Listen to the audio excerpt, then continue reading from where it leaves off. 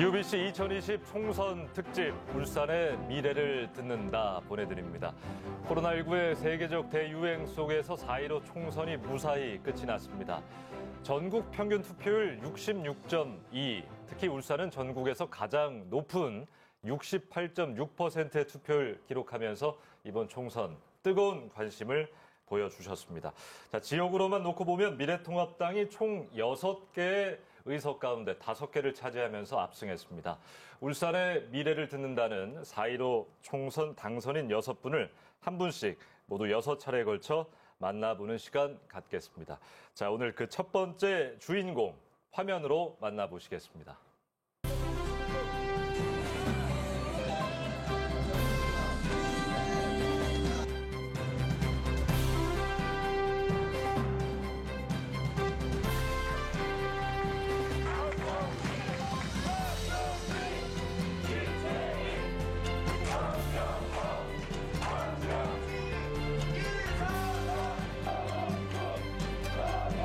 문재인 대통령하고 맞짱을 떠가지고 완전히 그냥 당발하는지 해가지고 나라의 경제정책을 바꿔내겠습니다. 네, 2020 UBC 총선 특집 오늘 첫 번째 만날 분은요. 남구을 미래통합당 김기현 당선인입니다. 어서 오십시오. 반갑습니다. 네, 반갑습니다. 자, 그리고 그동안 4.15 총선 현장 취재해온 예재산 PD도 이 시간 함께 하겠습니다. 자, 이제 울산 최다선 4선 반열에 올랐습니다. 국회에 재입성하게 된 소감 먼저 여쭤봐야 될 것 같은데요. 예. 서울의 시민들께는 감사를 드리고요. 어찌 보면 저희 김기현이의 진심과 진실을 인정해 주신 것이다. 그러면 저는 개인적으로 굉장히 감사하게 생각합니다.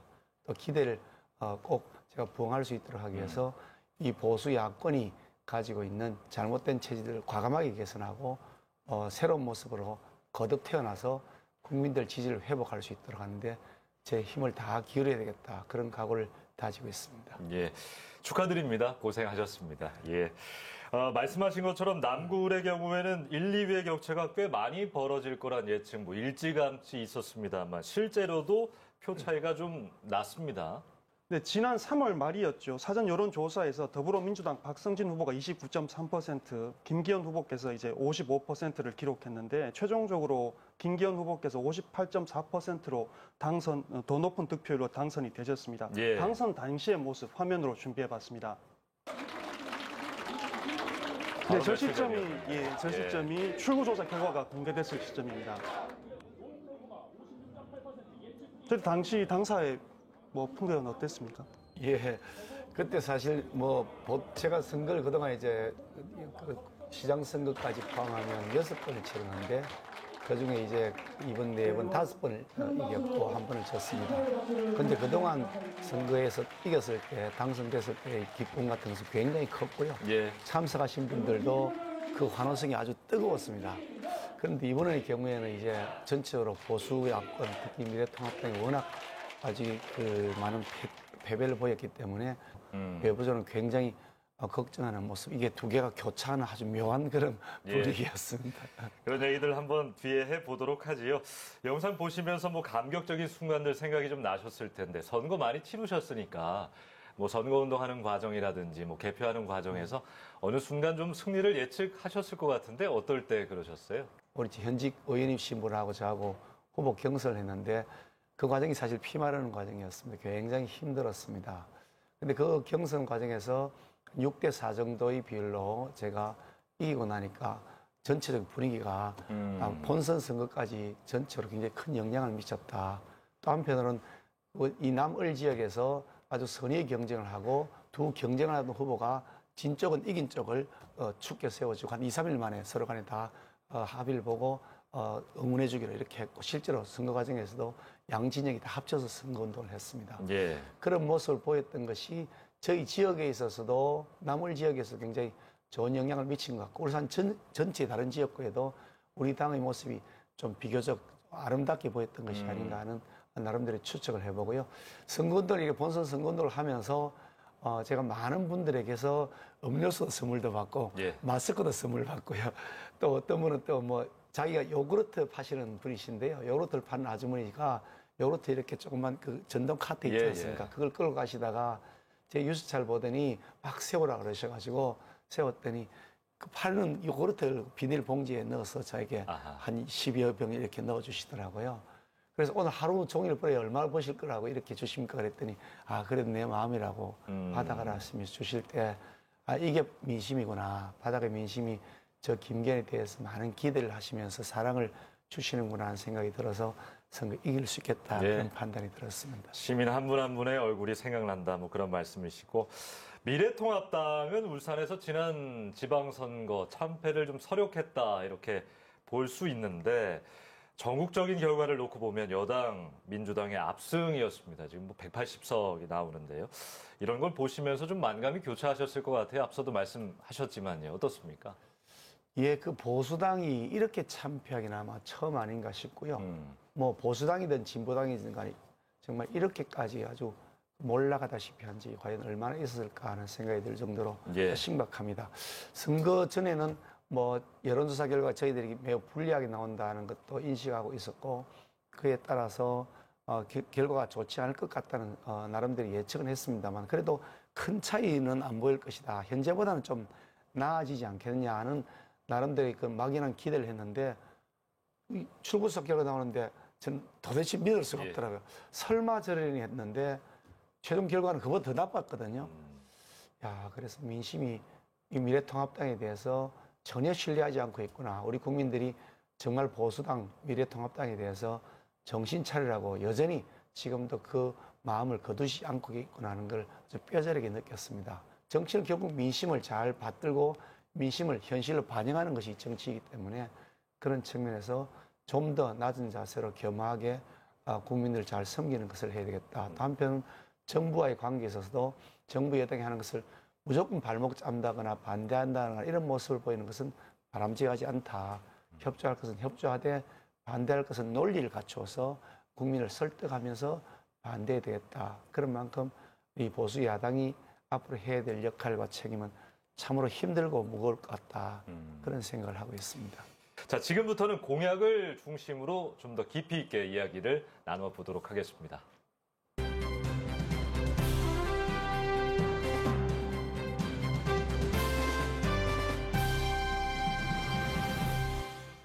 이번 총선 대한민국을 바꾸는 그런 총선 선거였습니다. 또 한 번의 역사가 되는 선거였다 볼 수 있는데요. 지금부터는 당선인의 공약을 중심으로 시민들에게 어떤 약속을 했는지 또 선거 과정에서의 여러 상황들 중심으로 이야기를 해보도록 하겠습니다. 사실 뭐 김기현 당선인 하면 청와대 하명 수사 논란의 당사자입니다. 일명 울산 사건과 관련이 깊은데요. 이번 선거 출마 결심하는데 영향을 좀 미쳤다고 볼 수 있을까요? 예, 뭐 물론 직접적인 영향을 미쳤습니다. 이제 보통 요즘 예전에 그 청와대 하명수사 사건 그러고 요즘 울산 사건 그러는데 저는 그 울산 사건이라고 명명해서는 안 된다고 생각합니다. 울산이 명예에 관한 것이어서 울산이 무슨 나쁜 짓을 한 것처럼 이렇게 보여진단 말이죠. 그건 아니고요. 울산에서 이루어진 뭐 장소가 울산이었다는 것일 뿐이지 그 사건의 주체는 청와대이기 때문에 청와대 하명수사 의혹 사건 사실은 지금 기소가 되어 있으면 의혹 사건이라고 하기도 어렵고 그냥 하명수사 사건 이렇게 하는 것이 저는 맞다고 생각하는데 어떻든 이 청와대 하명수사 선거 개입 사건은 대한민국 헌정 역사상 정말 있어서도 안 되고 있을 수도 없는 일이라고 봅니다. 3.15 부정선거 이후로 어찌 보면 가장 추악한 선거 범죄다. 저는 그 확신을 지금도 가지고 있습니다. 그래서 제가 어떤 분들은 그런 말씀을 주셨습니다. 울산 시정이 어렵고 또 예전 제가 시장할 때는 전국 지도지사 중에 1등을 주로 했으니까 지금 현 시장하고 비교해서 당신이 일 더 잘할 수 있지 않겠느냐.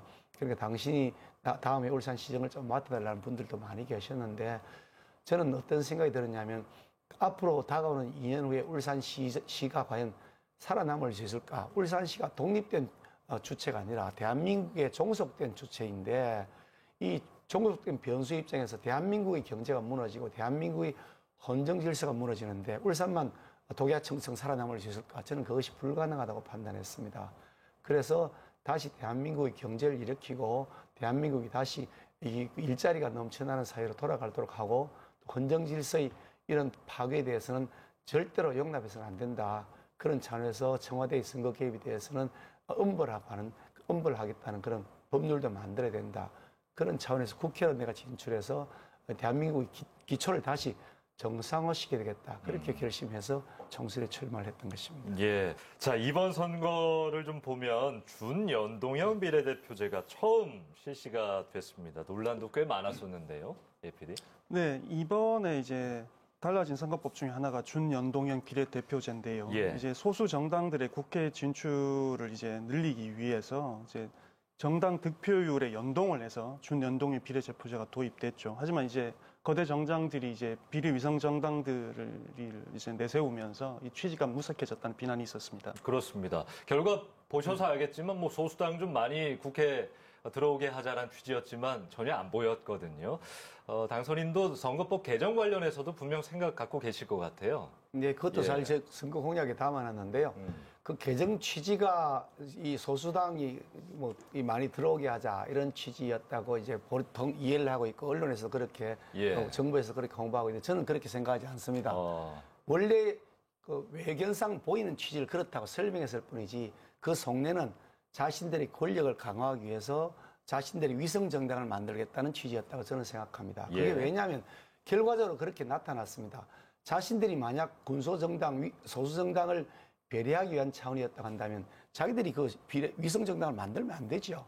위성 정당 절대로 만들지 않겠다고 아주 여러 차례 공을 했지 않습니까? 뭐 예. 여당의 대표도 그랬고 원내대표도 그랬고 절대로 안 만든다고 철석같이 약속해 놔놓고 나중에 살짝 만들었단 말이죠. 예. 그리고 또 제2위성정당이 하나 생기니까 제2위성정당 우리 위성정당 아닙니다라고 막 선전하면서 자기들 공동 퍼포먼스까지 했습니다. 뭐 몇 번 찍고 몇 번 찍고 그래 같이 투표하면 넣는 심지어 뭐 순회 버스도 같이 만들어 가겠다 그래서 선관위 지적도 받고도 했는데요. 처음부터 저는 계획되었다고 봅니다. 이렇게 해서 꼼수로 나중에 자신들이 권력을 더 연구하기 위해서 만들었던 제도고 그 꼼수에 그 뭐 정의당과 같은 일부 뭐 4+1이라고 했나요? 뭐 그 희한한 뭐 여야 협의체를 만들었는데 예. 그 사람들이 속은 것이라고 저는 생각을 하고요. 이 선거법 제도의 준연동형 비례대표제는 대통령제에서는 존립할 수가 없는 겁니다. 이거는 내각 책임제, 의원 내각제를 한 나라에서 그 의원 내각제에서 서로 간에 합종 연행을 하면서 연립 정부를 구성하기도 하고 또 그래서 또 때로는 해산되기도 하고 그렇게 할 때 이 소수정당이라는 것이 있지 대통령제에서는 대통령이 막강한 권한을 가지고 있습니다.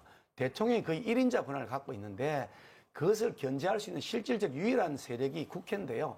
그 국회를 군소정당으로 예를 들어서 나눠 놓으면 대통령에 대한 권한이 견제가 안 됩니다. 그래서 실질적으로 자유민주주의 국가에서 대통령의 권한을 갖고 있는 이원 집정부제나 명목상 대통령제 말고 실질적 대통령제를 갖고 있는 나라에서 군소정당이 할거하게 하는 제도는 그거는 민주주의의 견제와 균형을 원리를 위반하는 겁니다. 예. 그래서 이 준연동형 비례대표제는 대통령제, 강력한 대통령제에서는 적용돼서는 안 되는 제도인데 그거를 지금 적용을 해가지고 그것도 전통적으로 여야 합의를 통해서 선거법을 개정했던 게임을 룰을 적용하는 것 자체를 일방적으로 처리를 해가지고 해놓은 다음에 처음부터 그런 꼼수를 기획하고서 결과적으로 위성정당을 만들었던 것이다. 결국 그래서 이번에 투표하라고 하신 분들이 깜짝 놀랐을 건데 뭐가 이렇게 길어가지고 예, 그랬죠. 뭐가 이름도 끝까지 읽을 수도 없고요.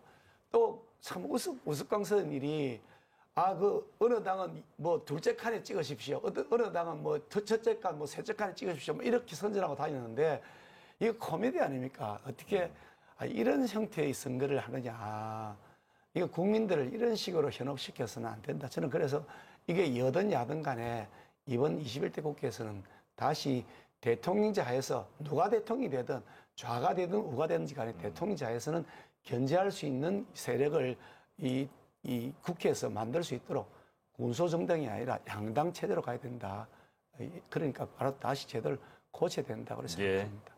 알겠습니다.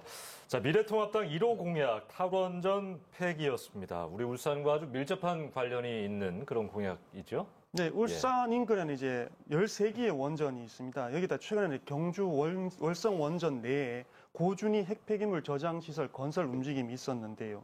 그래서 최근 울산 시민들이 핵폐기장 운영 허가 무효 소송을 내기도 했습니다. 실제 지난 1월부터 2월까지 만 20세 이상의 울산 시민과 전문가 980여 명을 대상으로 한 울산의 안전에 대한 시민 설문조사에서도 울산의 가장 취약한 재난으로 응답자 중 429명이 사회재난을 꼽았고 그중 가장 취약한 재난으로 290명, 그러니까 29.6%가 원전 사고를 꼽았습니다. 예, 원전 관련해서는 의견이 분분합니다. 가장 싸고 효율적인 에너지다 또는 너무 위험하다, 폐기 비용까지 하면 비용이 너무 많이 든다 이런 의견들 많이 나오는데요. 탈원전을 폐기해야 된다고 보시는 가장 큰 이유 어디 있습니까? 예전에 제가 시장을 할 때 어떤 당의 그 국회의원이 저를 찾아와서 저희하고 다른 당입니다. 예. 그 서울 이 수도권에 지역구를 가지신 분인데 저에게 찾아와서 왜 울산시장이 원전을 반대하지 않냐고 저에게 질문하시기에 제가 말씀 잘하셨습니다. 나는 여기에 사는 사람입니다. 나는 내가 여기 살고 내 가족이 울산에 삽니다. 원전 사고가 발생하면 나는 바로 내 목숨과 내 가족의 목숨을 바로 잃게 됩니다. 그뿐만 아니라 우리 시민들의 안전과 생명을 책임지고 있는 제 1번 책임자가 김기현입니다. 그래서 당신보다 내가 훨씬 더 깊은 책임감과 고민을 가지고 있습니다. 울산에서 원전 사고가 나더라도 당신은 그 수도권에 있잖아요. 당신은 직접 피해도 없잖아. 그런데 왜 당신이 나보다 더 걱정하느냐? 그게 아니다. 당신 국회의원에게 맡기는 사명은 원전을 폐기하면 그럼 어떤 방식으로 우리가 에너지를 그렇게 공급할 것이고 대한민국 산업을 어떻게 그럼 앞으로 부흥시켜 나갈 거냐, 원전 대신에 어떤 에너지를 통해서 저렴한 에너지를 공급받을 것이냐, 그 대안을 놓고 국민에게 내어놓고 그걸 논의하라 국회의원 시켜준 건데 그런 논의는 뒷전으로 두고 안전하냐고 바꿔주고서 논의하면 그럼 국회의원 직무를 당신이 다 하지 못한 것이라고 제가 얘기한 적이 있는데요. 지금 우리나라는 이 남한은 특히 에너지의 섬입니다. 북쪽에 지금 막혀 있잖아요. 우리가 뭐 대륙에 연결되어 있다 그러지만 실질적으로 에너지의 섬입니다. 예. 만약에 우리가 에너지를 공급받지 못하는 독일 같은 경우는 탈원전하고 있지만 이 프랑스나 이웃 나라로부터 에너지를 공급을 받습니다. 육지로 연결되어 있으니까 송전선로가 되어 있는 거죠. 우리는 송전선로가 없습니다. 만약에 우리나라가 이 원전이 중단되거나 폐기된 다음에 충분한 에너지, 전기 에너지를 공급하지 못하게 된다 그러면 이게 셧다운 돼버립니다. 모든 게 다 그냥 공장이고 학교고 집이고 전부 다 셧다운 돼버립니다. 이거는 엄청난 재난에 몰리는 거죠. 예. 그래서 원전을 폐기한다고 하더라도 뭐 원전이 무조건 좋은 건 아니죠. 당연히. 그렇지만 단계적으로 원전을 폐기해 나간다 하더라도 그에 대체할 수 있는 신재생 에너지가 과연 경제성이 있느냐, 또 그것이 또 환경 파괴를 수반하지 않는 것이냐, 또 우리가 충분한 기술력을 갖고 있는 것이냐, 이런 것에 대한 검증도 해야 되는 것이고, 또한 동시에 이게 새로운 에너지들이 지금 LNG 같은 경우도 지금 미세먼지를 더 많이 발생한다는 거거든요. 예. 그러면 미세먼지 때문에 지금 우리가 마스크를 써야 되는 상황까지 와 있는데, 그러면 그거는 우리 목숨을 위협하지 않느냐 이런 거죠. 이런 것에 대한 검토가 안 돼 있는 상태에서 지금 이제 태양광 뭐 한다고 막 그렇게 하니까 솔라 관련된 부분들 지금 중국산 막 수입한다는 것 아닙니까? 예. 산을 마구 뒤져서 임야를 훼손하고 있지 않습니까? 그 임야가 훼손된 건 나중에 어떻게 복구할 겁니까? 이런 것들에 대한 충분한 토론이 이루어져야 된다. 무작정 그냥 위험 심리만을 부추겨서 될 일은 아니다. 그런 생각을 한다는 거고요. 하나 더 붙여서 말씀드리는 것은 우리가 이 원전 산업을 울산은 사실 굉장히 큰 산업 중에 하나로 가지고 있습니다. 원전에 많은 그 부품을 공급하는 업체들이 울산도 있고요. 그렇기 때문에 원전 산업을 외국에 수출하는 정도는 우리에게는 산업이기 때문에 그 산업은 유지해 나가고 또 해체할 산업은 해체하는 대로 동시 진행을 해야 되는 것인데 갑작스럽게 다 중단해보고 해체해버린다고 하니 이것은 정책의 프로세스 자체가 잘못되었다. 그래서 급작스러운 탈원전 정책은 반대한다는 것이 저희 생각입니다. 알겠습니다. 자, 이제 경제 정책들 좀 돌아보겠습니다. 여러 가지 공약들 내놓으셨는데 경제 정책들이 많습니다. 공약 중에 하나가 최저임금, 요새 많이 올랐는데요. 이 관련된 공약 좀 있더라고요. 어떤 내용입니까? 그 사실 최저임금을 뭐 지금 만 원대로 하겠다, 뭐 시간당 만 원대로 하겠다, 그래서 뭐 대통령이 공약이시기도 했는데, 예. 그걸 1년 2년 사이에, 2년 사이에 뭐 그냥 폭증을 시켰습니다. 그로 인해서 자영업자들이 엄청난 고통을 현재도 지금 겪고 있고요. 그러면서 자영업을 중심으로 한 일자리나 알바 자리가 대폭 축소가 되기도 했죠. 그로 인해서 자영업자들이 생기는 그런 경제적 타격들을 국가 예산으로 지금 지원을 해주고 있는데, 그럼 평생 이거 지원해 줄 거냐? 지금 1년, 2년 지원해 주고 해결되는 문제가 아니라면 앞으로 그럼 국가가 존속하는 계속해서 그런 임금, 그럼 국가 세금으로 보전해 줄 거냐? 그것은 아니지 않느냐는 생각을 하는 거죠. 그래서 자영업이 이것을 이길 수 있는, 견뎌낼 수 있는 정도로 단계적으로 점진적으로 인상시켜 나가야 된다. 당연히 최저임금 이상 해야죠. 저는 최저임금 이상을 당연히 해야 된다고 생각합니다. 다만 그것이 프로세스가 너무 과격하다는 것이고 또 지역별로 업종별로 조금 차별을 둘 필요가 있다. 지금 괜찮은 업종이 있고 어려운 업종이 있는데 이 한계 업종의 경우에는 차등 적용 해줘야 되는 것 아니냐. 그리고 대기업과 중소기업 또 소기업 영세 소상인들의 경우에 이 규모에 따라서 차등도 줘야 견뎌낼 수 있는 것 아니냐. 또 지역별로 보면 생활 비용이 조금씩 다르거든요. 생활비가 높은 데가 있고 낮은 데가 있으면 그런 것도 좀 고려하면서 탄력성을 좀 줘야 되는 것 아니냐 하는 것이 제 생각인데 예. 이런 부분들에 대한 고려가 없이 그냥 무작정 그냥 획일적으로 올린 다음에 모자란 돈 일부를 세금으로 보충하는 방식으로 아주 임기응변이죠. 이게 영구적으로 갈 수가 없으니까 지금이라도 이 부분에 대해서는 다시 좀 처음부터 의논을 해서 이 충격을 완화할 수 있는 방법들을 찾아야 된다는 생각을 합니다. 네.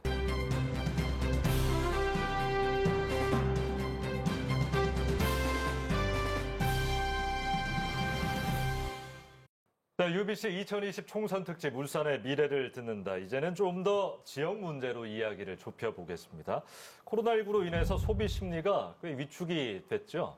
네, 예. 대형마트, 백화점 등 이제 52개 소매 유통업체를 대상으로 경기 전망 지수를 조사한 결과가 있습니다. 이게 조사를 해보니까 전분기 대비 28포인트 하락한 50을 나타냈는데요. 이게 100이 기준입니다. 그러니까 예. 100보다 낮으면 경기가 안 좋아질 거다. 100보다 높으면 경기가 좋아질 거다. 이 얘기인데 지금 이제 그 100 미만 중에서도 50이 나온 상태인 거죠. 예. 대한민국 경제를 나타내는 하나의 지표, 울산 지역 경제입니다. 지역 제조업에 관련해서 나름의 구상이 좀 있으실 것 같은데 어떻습니까?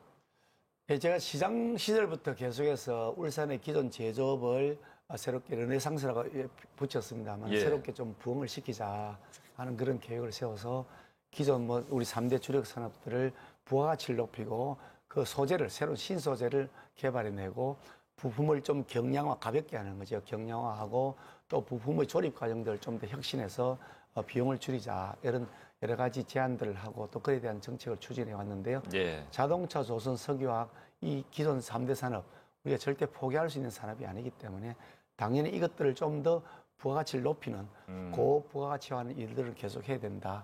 그와 같은 일들 제가 시장 시절에 계속 해왔는데 예. 국회의원 돼서도 계속 뒷받침해야 되겠다 생각하고 있습니다. 그러니까요. 말씀하신 것처럼 울산 시민의 자부심이 있지 않습니까? 항상 산업을 선도하는 4차 산업혁명에 맞춰서도 좀 다른 산업들 좀 선도해야 되지 않을까라는 생각 드는데요.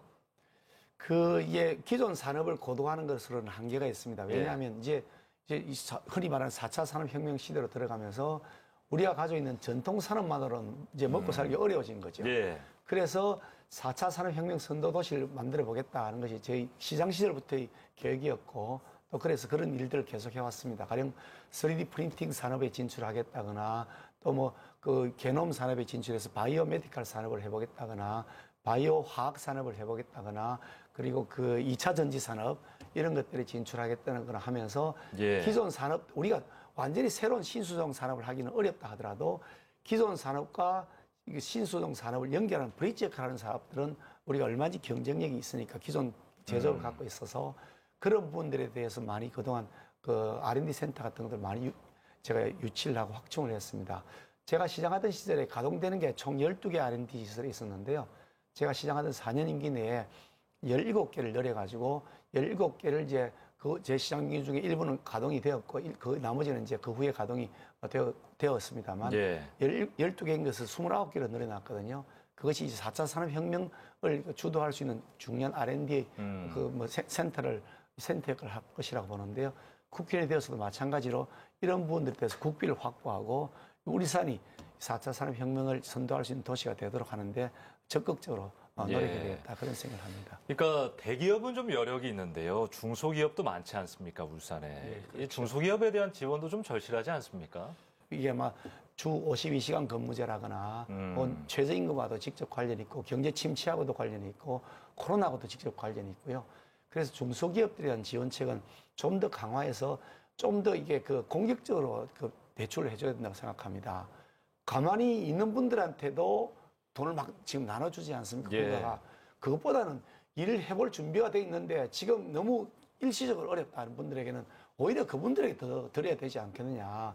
그래서 가만히 계셔서 일할 의지가 그렇게 적극적이지 않은 분들보다도 일할 의지를 갖고 있는 분들에게 나눠드려야 그 일을 통해서 소득을 창출하고 국민적 부가 커지니까. 그래서 중소기업을 하시는 분들 중에 일할 의지를 가진 분들에 대해서는 자꾸 담보를 요구하거나 보증보험료를 과도하게 요구해서 그런 그 사실상의 이자 부담을 늘리는 방식보다는 좀 더 이게 국가적 신용 보증을 과감하게 풀어서 그 대신에 뭐 책임을 면제해드려야 되겠죠. 그 담당자에게. 예. 좀 그렇게 해줬으면 좋겠다. 그렇게 해서 일시적 상황들을 좀 1년 사이 극복할 수 있도록 도왔으면 좋겠다는 생각을 합니다. 예, 기업에 대한 어떤 지원책 생각 말씀해 주셨는데 요즘 가장 어려운 게 특히 남구에 많지요.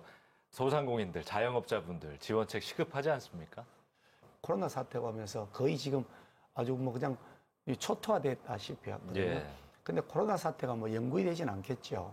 그러니까 그 기간만큼은 적어도 지원금을 정부 차원에서 소상공인들에게서는 좀 이게 자영업자들 중심으로 해서 좀 많이 해야 되겠다. 예. 그래서 아까 필요한 분들에 대해서는 적극적으로 지원해야 된다는 그분들한테 1인당 뭐 100만 원도 매달 주는 것도 한 번 줍니다.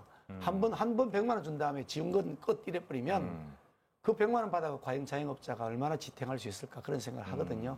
그래서 그런 분들에 대해서는 아까 말씀드린 것처럼 좀 더 큰 금액으로 과감하게 좀 지원을 하고 저리로 해서 장기간 하게 되면 그분들이 살아날 수 있는 길이 있지 않겠냐 예. 그런 생각을 하고요. 근본적으로는 경제가 돌아가야 됩니다.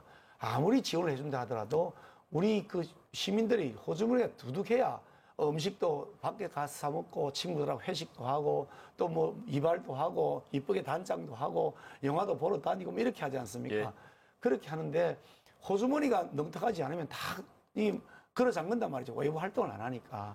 그런 면에서 근본적으로 경제의 체질이 개선돼서 돈이 많이 돌도록 하는 그것이 제일 중요한 해결책이라고 봅니다.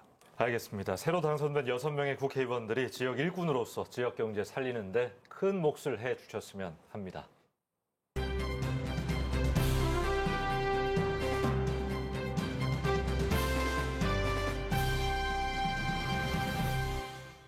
네, UBC 울산방송 2020 총선 특집 울산의 미래를 듣는다. 계속해서 지역 공약을 좀 들어보도록 하겠습니다. 전에 저와 인터뷰할 때 그런 말씀하셨잖아요. 그 기웃거리지 않고 내 정치적 고향에서 한번 도전을 더 한다. 그 현역 의원과 경선하는 것도 부담이셨을 텐데 어떻게 이렇게 정하셨습니다. 배경은 무엇입니까? 사실 제가 남월지에서 국회의원을 했습니다만 예. 제가 그 자리를 비운 지 6년이 지난 시점이었거든요. 그리고 이제 다른 분이 이제 국회의원을 하고 계신 시점이었고 또 그분도 정치적 경력이 막강하신 분입니다. 그래서 제가 아마 경선을 하면 이게 어려울 것이라는 전망들을 주변에서 많이 하셨는데 그래서 제가 다른 구로 갈 것이다 이런 전망도 있었고 그래서 여기저기서 오느니 가느니 뭐 예, 말이 많았습니다. 있었는데 여러 가지 사실 의견을 많이 듣고 고민을 했습니다만 어떤 그 결과가 나든 제가 이기든 지든 간에 명분 있는 선거를 해야 된다. 내가 조금 당선되기 어렵다는 경선을 통과하기 어렵다는 사유를 해가지고 다른 지역으로 가서 기웃거리는 모습을 하는 것은 그건 정정당당하지 못한 모습이다. 제가 지더라도 깨끗하게 승부하고 예. 그 대신 명분이 있는 승부를 해야 된다는 생각을 해서 제 원래 정치적 고향에서 굉장히 버거운 싸움일 것이라고 예상했습니다만 그렇게 해서 출마하겠다고 결심을 했던 것이고요. 참 지금 현재 국회의원 하시고 저하고 경선에 대해서 했던 분도 참 훌륭한 분이신데 예. 앞으로도 울산이 소중한 자산이 될 것이라고 생각해서 잘 모시고 의견을 잘 경청하면서 그 경험을 녹여서 우리 울산 발전에 이바지할 수 있도록 그렇게 하겠습니다. 예. 자, 남갑, 남을 이렇게 나뉜 선거구 체제는 17대 총선 때부터 도입이 됐는데요. 이제 주요 현안들을 좀 살펴보려고 합니다. 남을에는 화학단지가 꽤 많이 포함이 돼 있습니다. 네, 야암, 장생포동, 서남동 등 공단 지역이 남구에 상당히 많이 포함되어 있습니다. 그런 예. 반면에 이제 주거 환경이 많이 개선돼야 되는 지역도 포함되어 있고요. 그래서 어떻게 보면 한편으로는 발전 가능성이 큰 지역이기도 합니다. 남구, 을 지역의 주요 현안들 화면으로 정리해봤습니다. 김기현 당선자의 남구, 을 지역구는 중심 상업지구인 삼산과 달동, 그리고 공단 지역인 야음, 장승포동과 서남동, 주거 지역인 수암동과 대현동을 포함합니다. 달동과 삼산동은 상권 침체 속에 고질적인 주차 문제와 교통난이 있고 공단 지역과 인접 지역은 환경 개선에 대한 목소리가 커지고 있습니다. 특히 동해 남부성 가운데 부산 울산 구간 65.7km의 단선을 곡선화하는 사업이 내년에 완공될 예정인데 이 과정에서 태화강역 주변 역세권이 어떻게 변모할지 큰 관심을 모으고 있습니다. 그야말로 동해남부선 다니던 길이 바뀌고 철도 교통망에서도 변화가 예고되고 있는데요. 어떤 청사진 좀 그려볼 수 있을까요?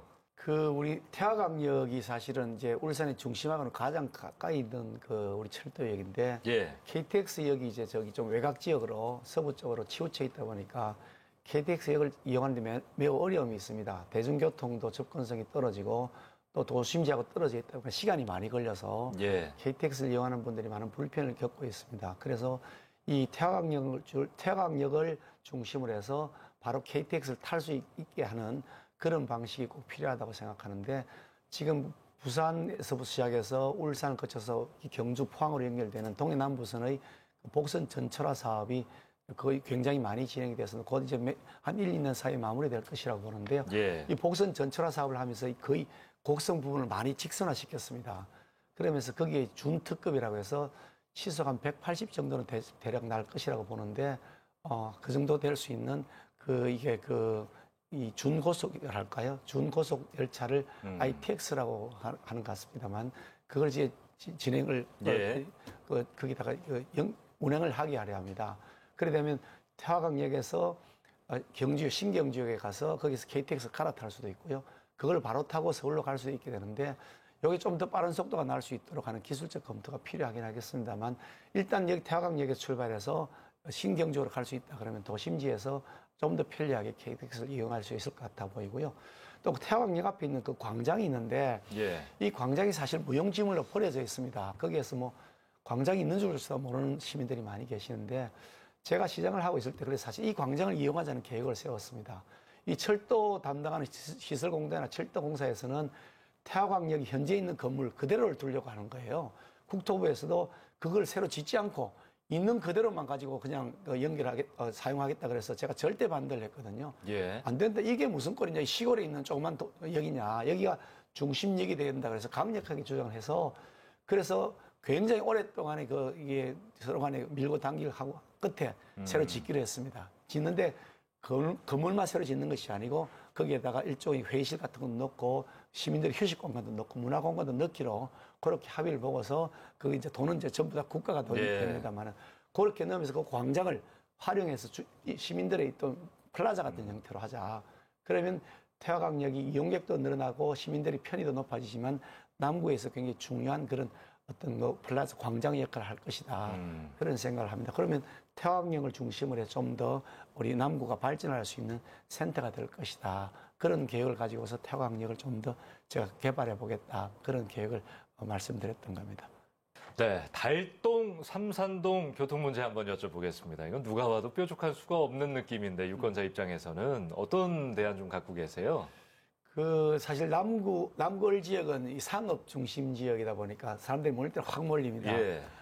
그런데 이제 제가 그 남구을 지역 이번에 특히 출퇴근 인사를 거의 한 1월 달부터 석 달 가까이 했습니다. 예. 아침 출근에 또 저녁 퇴근에 딱 그 러시아워 시간에 한 2시간, 길 때는 2시간 반씩 이렇게 교통량의 그 주요 지점 길목에 서서 직접 목격을 했는데 출퇴근 시간에 조금씩 막히는 구간들이 있습니다만 전반적으로 간선도를 중심으로 해서는 큰 흐름의 지장이 없는 것으로 파악이 되었습니다.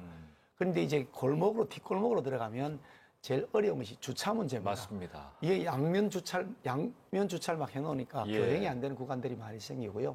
주차장이 확보가 안 되거나 또 주차장이 멀리 있다 보니까 이 실제로 주차 질서에 문란도 많이 생기고 그래서 예.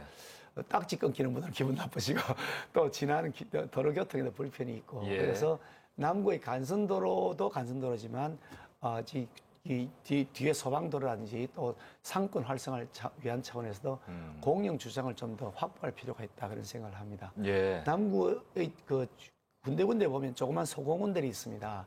근린공원이라고 하는 게 있는데요. 이 조그만 소공원의 지하를 이 주차장으로 만들고 예. 지상을 공원으로 하면 이 활용할 수 있는 토지의 활용도가 높아진다는 생각을 하고요. 거기에 달동에다 그렇게 지하 주차장을 제가 시장설에 하나 만든 게 있거든요. 예. 거기에 조금씩 이제 활용이 되기 시작한다 그러고 북구에도 잘 그렇게 하는 제가 시장실에 만든 게 있습니다. 이제 완공 단계에 있는데 이런 형태로 소공원을 지하화시켜가지고 주차장을 넣는 방식으로 하고 또 기존에 주차장 시가 소유하고 있는 주차장들이 있습니다. 그게 지금 그냥 평면 주차가 되고 있는데 그걸 좀 입체화시키면 상권의 활성화에도 도움이 되고 주차 질서 그리고 교통의 흐름에도 굉장히 많은 효과를 볼 것이라 생각하고요. 하나 또 이제 중요한 간선도로라고 볼 수 있는 것이 중구와 남구를 연결하는 이 다리 교량인데요. 지금 우리가 명총교하고 또 그 번영교하고 사이에 그 교량이 하나 좀 필요합니다. 그래서 거기에 그 제2명총교 이렇게 뭐 이름을 박성민 당선인도 그 공약을 지역 공약으로 그거는 사실 제가 시장 시절에 그걸 해야 되겠다고 생각을 하고 그때는 뭐 공약으로 발표한 건 아니고요. 이게 도로가 그 사이 구간이 연결돼서 남구에서 가다 보면 중구로 가면 거기 막혀버렸습니다. 그 강까지 연결돼 있는데 그게 막혀버리니까 이 도로가 완전히 한산한 도로가 돼버린 거죠. 그 도로를 연결해주면 다른 교량의 그 부하도 줄여주고 다른 간선도로의 부하도 줄여주기 때문에 그 제2명총교를 건설하겠다 해서 사실 그 타당성 조사를 한 적이 있었습니다. 시장 시절에. 그게 타당하다고 보여지기 때문에 꼭 요거를 추진해서 그러면 이 간선도로의 주요 그 흐름도 뭐 획기적으로 개선될 것이다. 그렇게 판단하고 있습니다. 남구을 지역구의 경우에는 주거지, 상업지구도 있지만 말씀드린 것처럼 대규모 화학공단이 있습니다. 인접 지역에 울산의 주거 환경을 좀 생각하지 않을 수 없는데요. 어떤 생각이십니까? 예, 사실 울산은 그럼 늘 환경 오염 도시로 오명을 많이 쓰고 있습니다. 그래서 뭐 어느 시장의 경우에 지금 시장도 마찬가지일 것이고요. 어느 시장도 제일 중요한 과제 중에 하나가 환경 문제입니다. 그 중에 아마도 뭐 수질 환경은 상당 부분 이제 개선이 되어 있는 상태고 토양 오염은 일정 그 특정 지역을 제외하고는 그렇게 심각하지 않다고 보여지는 데 비해서 이 대기 오염 문제는 여전히 아직도 풀지 못하고 있는 숙제입니다. 환경 오염 중에서 대기 오염은 저기 수기업 공단하고 또 직접 관련이 있습니다. 남구을 지역은 또 직접 바로 바람이 불어오는 곳이고 해서 그런 측면에서 보면 아직도 남아있는 숙제이긴 한데 많은 분들이 생각하시기를 환경오염 도시다 이렇게 오명을 쓰고 있는 울산 그런 선입관은 좀 버렸으면 좋겠다는 생각을 합니다. 계속 측정을 해오고 있습니다. 정기적으로도 측정하고 수시 측정도 하고요. 또 기업마다 굴뚝에 자가 측정망을 설치해놓고 원격 감시까지 계속하고 있고요. 모니터링한 결과에 의하면 나쁘긴 하지만 아주 나쁜 상태는 아니다. 어떻게 보면 평균적으로 보면 서울의 대기 환경보다 오히려 울산이 더 나은 경우도 있다. 저는 그런 생각을 하고 통계적으로도 최근에 지역 언론에 보도된 걸 봤더니 울산의 대기 환경이 서울보다 더 좋아졌다, 뭐 더 개선되었다 그런 보도가 난 것을 봤습니다. 오랫동안 이게 뭐 환경 개선이라는 게 1, 2년 사이에 해결되는 건 아니고요. 10년, 20년, 30년의 기간을 두고 해야 되는데 지금까지 계속 해왔던 것처럼 앞으로도 이 기업 자체적으로도 대기 환경의 배출 농도를 줄이기 위한 저감 장치의 설치를 자율적으로 해야 되고 그 감시에 대해서 관에서도 해야 되겠지만 민간 차원에서 좀 더 모니터링 할 수 있는 감시 시스템이 오픈된 상태로 운영이 돼야 될 것 같고요. 또 그리고 우리 시민들도 뭐 이런 분들에 대한 경각심을 좀 높이기 위해서 때로는 뭐 그렇게 돼서 뭐 좀 말씀도 좀 구체적으로 좀 해주시고 하시면 좀 더 좋아지지 않을까 생각합니다. 많이 개선되긴 하는데 가끔씩 냄새가 날아옵니다. 그리고 지금 이제 해야 될 것 중에 하나가 완충 녹지의 조성인데요. 완충 녹지의 조성이 지지부진입니다. 지지부진 이유가 돈 때문입니다. 완충 녹지 지역 벨트는 설정을 해놨는데 보상해 줄 돈이 없고 거기다가 뭐 식재를 하고 해야 되는데 특히 보상이 돈이 많이 들어가는데 이게 거의 전액 다 시의 비용 부담으로 되어 있습니다. 그걸 국가 비용 부담을 하기 위해서 그동안 무진 노력했는데 조금째 국가가 그 문을 열어주지 않습니다. 시 부담을 하면 도저히 조성할 수가 없는 계획된 기간 내에 완충 녹지라고 해서 동단과 주거지역 사이에 숲을 조성하는 건데요. 이 국가가 해결해야 될 과제는 결국은 이제 시도 협조해야 되겠지만 또 국회의원 돼서도 이 완충 녹지를 조성하기 위해서 국가가 예산 지원하는 것을 좀 더 적극적으로 어필하고 추진해야 되겠다 그런 생각을 가지고 있습니다. 이 환경에 대한 문제도 모든 국회의원 당선인들이 좀 고심을 해줬으면 하는 바람이 있습니다.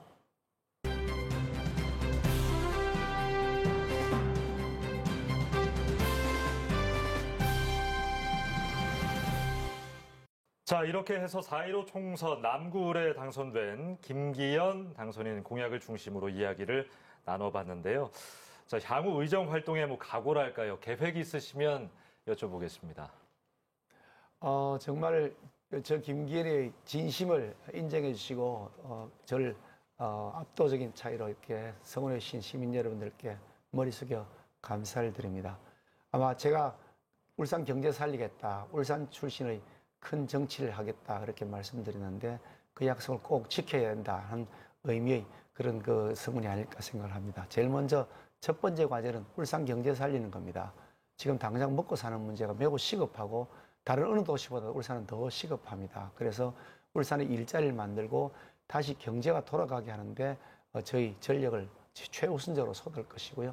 또 하나는 이 건전한 보수, 합리적 보수 세력을 재건하는 과제입니다.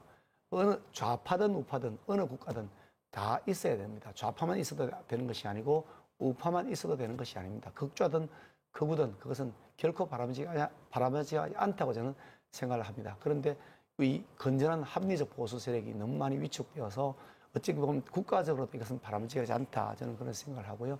그런 측면에서 다시 한번 국민의 사랑을 받는 보수 정당으로 우리 미래통합당이 거듭날 수 있도록 다시 태어나서 보수권을 다시 재편하고 때로는 흡수할 것 흡수하고 또 버릴 건 버리고 과감한 혁신을 통해서 새로운 모습으로 국민들에게 이게 지지를 받을 수 있도록 리모델링 해야 된다.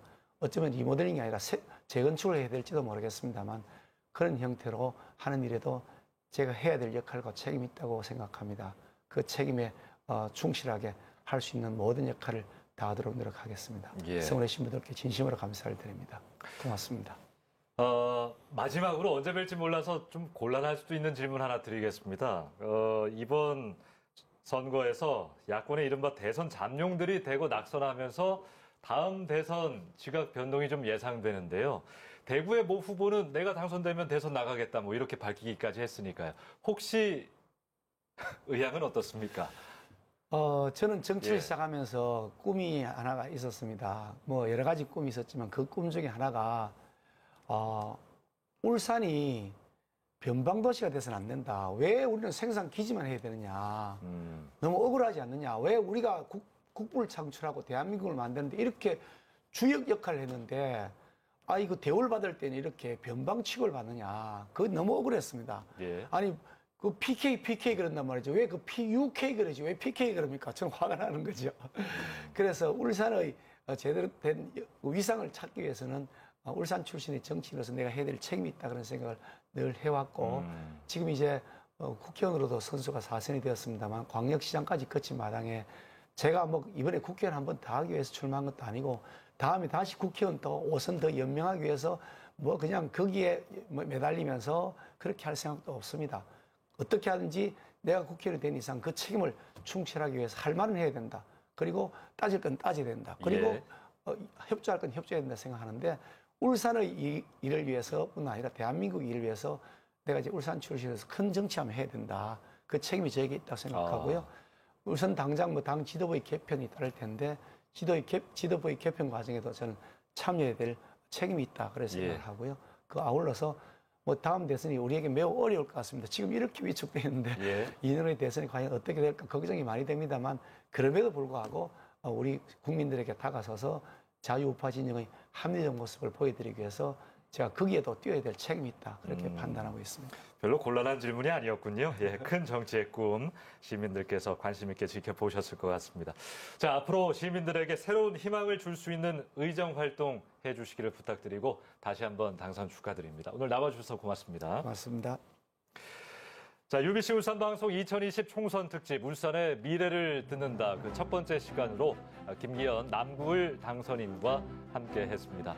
오늘 순서는 여기서 마치겠습니다. 다음 이 시간에 또 다른 당선인을 모시고 시민과의 약속을 들어보는 시간 마련하겠습니다. 여러분 고맙습니다.